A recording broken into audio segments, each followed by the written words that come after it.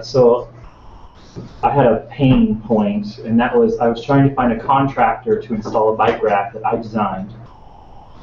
And so I was looking for licensed contractors because my application, or the application said I needed a public way permitted contractor. So I looked for it. The city has a licensed contractor's website, a licensed plumber's website, but doesn't have a licensed public way contractor's website. So I decided to actually work towards half the problem then, and I liberated, so to speak, and redesigned the city's contractor's website called licensedchicagocontractors.com. You're motivated. Me. Yeah, and then I decided to use more open data and increase the value of that website by linking. What are you looking for the link? Yeah. Yeah. You could just type what he said though. licensedchicagocontractors.com. By pulling in the permits, that you can see which contractors are working on which projects. That rolls right off the tongue, by the way. Chicago. So, click on the permits tab.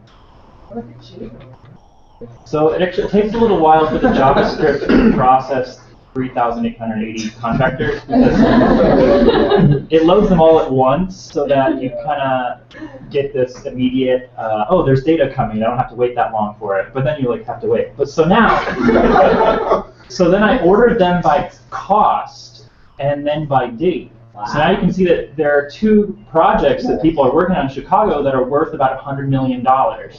So you're like, oh, that's kind of cool. Maybe I should look into that because I want to be involved in a project that's worth $100 million. and then you just also get to see well, what's going on in Chicago? What's being built where? So this tells you that this charter school is converting an existing lumber yard into a new 7 to 12th grade school, and they're going to spend $100 million to build it, approximately. And if you click on the address, Chris, can you click on the first address? These are public contracts? No, these are permits issued to private entities. Oh, these are building permits. Building permits. And then when you click on the permit and it's going, I think there's something wrong with my host. These are all buildings. Not just buildings, they're also renovations. So maybe you're looking for a renovator and you're like, well, my project's worth about this much, so I need a contractor who's experienced in making projects that are, of that caliber or something. Well, I guess we'll see it later.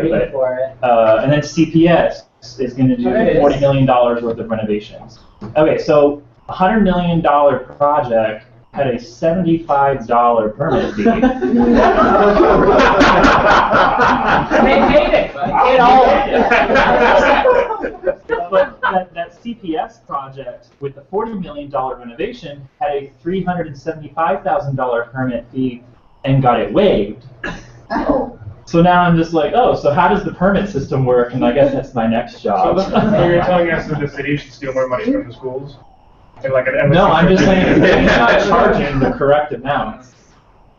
So which one did you have make your bike ride? None of them, because none of these are eligible to do it.